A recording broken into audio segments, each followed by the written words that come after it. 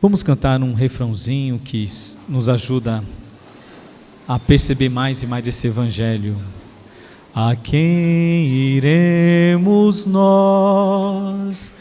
A quem iremos nós? Só tu tens palavras de vida e amor. A quem iremos nós? Somos filhos teus. Tu és o verdadeiro Santo de Deus. É justamente esse refrão cantado a fala de Pedro a Jesus. A quem iremos, Senhor? Só tu tens palavra de vida. Só tu és o verdadeiro Deus. Só tu és o santo pelo qual a minha vida deve estar voltada. Por vezes, meus irmãos e minhas irmãs, nós não queremos habitar o local da verdade. Nós não queremos estar no local da verdade. Nós criamos opções para não sermos desmascarados naquilo que no fundo nós bem sabemos que não é bom para mim, nem para o outro e muito menos para Deus. Por isso que a gente foge da verdade, dos locais que declaram a verdade. É como se, estando num ambiente todo de Deus, a missa, a oração, uma possível pregação, quando nos é dita a palavra, a gente reconhece, a gente quer fugir, porque nós temos a tentação e o desejo humano de sermos sempre preservados os nossos interesses, os nossos pecados, as nossas vantagens. E quando existe da parte de Jesus um cartão vermelho nas faltas que nós cometemos, a gente às vezes não admite e quer buscar justificativas para permanecer no erro, que num olhar muito pessoal é vantajoso permanecer, mas quando nós nos encontramos com a palavra do Senhor, essa palavra imediatamente denuncia as nossas hipocrisias, a nossa vida limitada, a nossa vida restringida em nossos interesses. Tanto é que concretamente Jesus Cristo, ele é perseguido e morto porque passou a denunciar aquelas coisas que não favoreciam a vida aos seus. Os judeus, o Império Romano, as pessoas de coração fechado, interessadas nas suas próprias vantagens, quis apagar o Senhor, perseguindo. Nós temos uma grande facilidade em nossos dias de criar espaços ou estar diante de pessoas que nos mantêm nossos interesses. Criar o nosso local, o nosso grupinho que nos favorece. Nós ancoramos os nossos corações nesses interesses em coisas superficiais, mas que nos dá certas vantagens no olhar muito pequeno. Mas nós começamos, se vocês prestaram bem atenção, a primeira oração feita após o em nome do Pai, no início da missa, pede: Senhor, que os nossos corações, para que as nossas vidas, nessa instabilidade do mundo, os nossos corações estejam ancorados lá onde encontram as verdadeiras alegrias. Nosso coração esteja ancorado, esteja não nos locais dos meus interesses, do meu pecado, mas seja ancorado em Ti. É isso que nós suplicamos. Que a minha vida esteja, Senhor, toda ela voltada em Ti. É o que a igreja clama, é o que o Padre, em nome de todos, pede a Deus. Nós temos essa coragem de colocar o nosso coração em Deus. Com certa frequência, nós fazemos muitas coisas para nos garantir o sossego de nossa alma. É um desejo nobre. Nossa alma pede esse sossego. Nós trabalhamos para ter uma vida sossegada. Nós rezamos para ter uma vida em paz. Nós devemos fugir do pecado, das situações ruins, para ter a alma em paz. Eu acho que esse é o desejo comum a todos, não é verdade? descansar em Deus. estar em comunhão com Deus. Não naquela ideia, né? Estar em paz, não é aquele desencargo de consciência, que isso é muito pouco. O desencargo de consciência, que não tem nada a ver com ter a alma em paz com Deus, é também, de alguma forma, uma situação muito egoísta, né? Cumpro aquela tarefa, aquela situação, não me comprometo, mas cumpro a tabela e fico em aspas, em paz, mas não é essa. O desejo de ter a alma em paz em Deus é um verdadeiro projeto espiritual. Eu convido vocês a lembrar lá no Antigo Testamento, lá nos velhos tempos, né, quando o primeiro homem e a primeira mulher, né, os primeiros habitantes da terra, tinham um contato muito estreito com Deus, uma comunhão perfeita com Deus. Habitávamos o mesmo espaço de Deus, éramos colados em Deus, mas houve a situação do pecado, do erro, da desobediência, dos interesses acentuados, e nós nos distanciamos de Deus.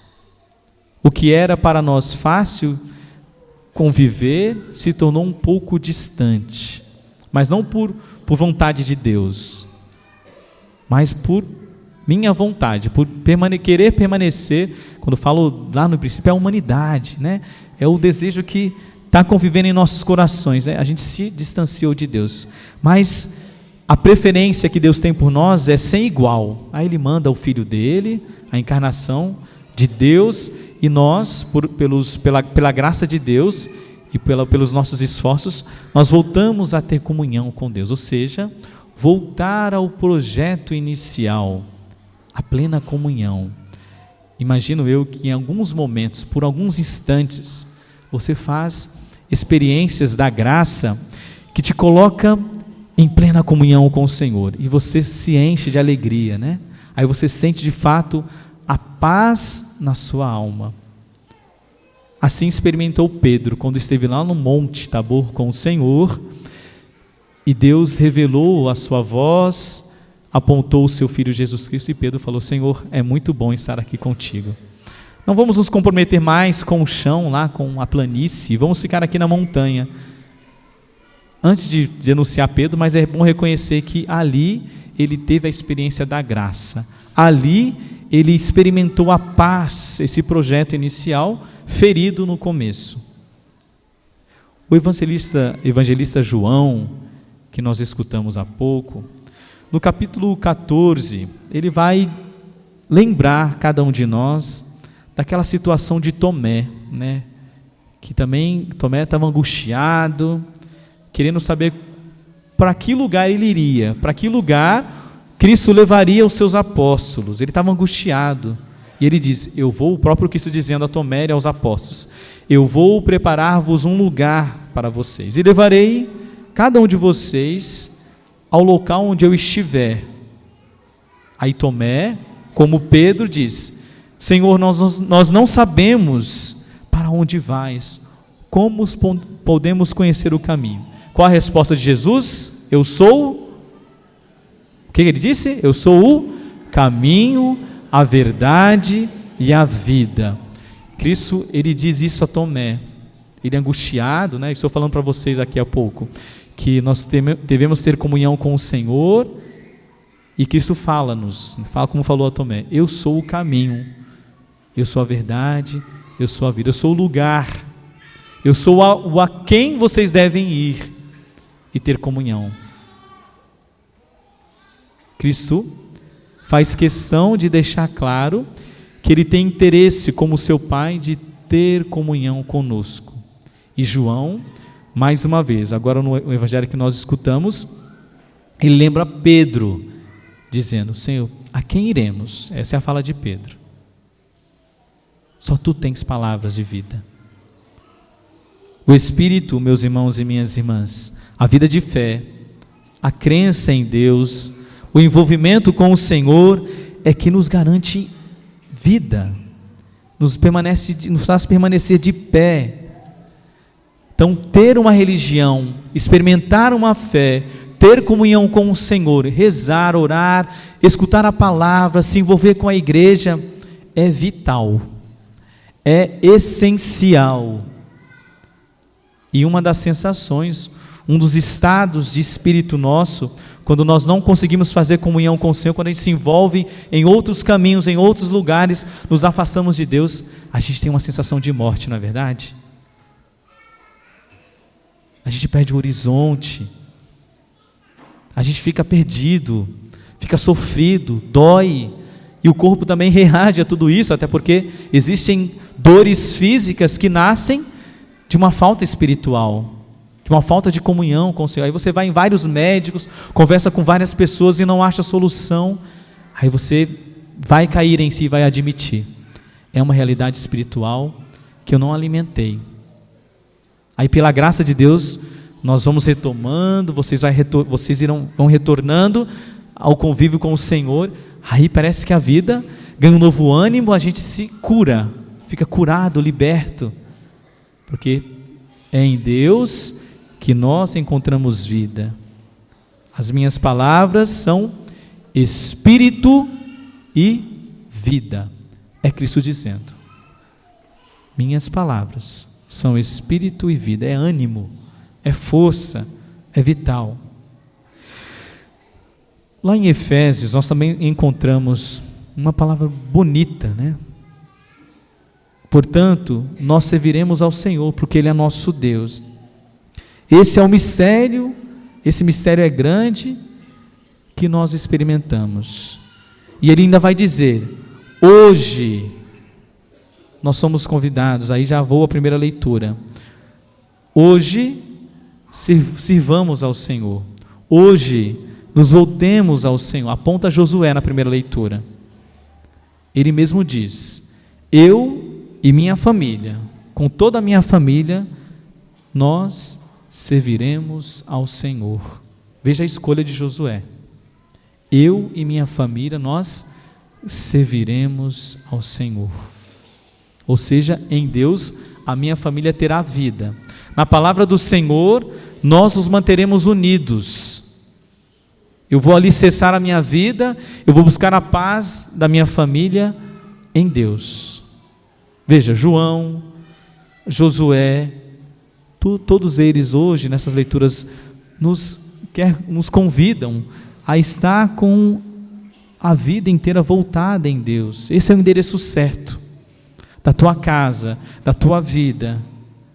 A palavra é dura, os apóstolos reconhecem. A palavra é dura, essa palavra nos incomoda, essa palavra nos tira a estabilidade. É talvez, como diz a carta aos Hebreus, a tua palavra é viva e eficaz. É como uma espada, né, de 2 gumes, que corta, divide alma e espírito, juntas e medulas, e julga os pensamentos dos nossos corações. Veja, a palavra de Deus é esse corte. Decidir por Cristo, essa palavra é bonita, que vocês meditem ela, é uma decisão e é um corte, mas um corte que leva à vida. A tua palavra me constrange, Senhor. A tua palavra me denuncia os meus erros, denuncia a minha hipocrisia. São duras, mas que me garante vida. Por isso que a gente corre do Senhor, porque a gente não quer sofrer, porque a gente quer renunciar à cruz, mas Ele fala, por mais duras que sejam, por mais difícil que seja o meu caminho, que é o caminho da cruz, mas este caminho lhe garante vida. O que vem da carne, mata. E você experimenta, eu experimento as coisas da carne, tudo aquilo que não é de Deus, e a gente percebe a morte por alguns instantes. Mas em Deus não. Morrer em Deus, morrer para o mundo para viver em Deus, é um alívio, é a paz que nós tanto desejamos. É a paz que a tua alma deseja, e você às vezes acaba soterrando esse desejo tão bonito que Deus colocou em teu coração de fazer comunhão com Ele.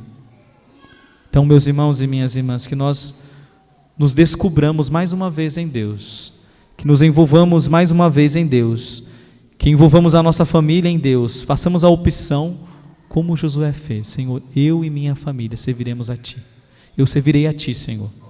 Somente a Tua palavra, a Tua proposta. e não os meus interesses, e não aquilo que o mundo quer que eu viva. Quero viver, Senhor, a Tua palavra. Me ajude a ter clareza, me ajude a escolher, Senhor, por mais duras que sejam, a Tua palavra, para que eu receba vida e vida em abundância. Vamos cantar mais uma vez o refrão que nós começamos nessa homilia, para que a certeza ela esteja em nossos corações. O Senhor é quem nós devemos procurar, é o nosso endereço certo, é a pessoa certa, é o Deus verdadeiro cuja vida nos é garantida. A quem iremos nós? A quem iremos nós? Só Tu tens palavras de vida e amor. A quem iremos nós? Somos filhos Teus, Tu és o verdadeiro Santo de Deus. Que as palavras do Santo Evangelho nos guarde para a vida eterna. Amém.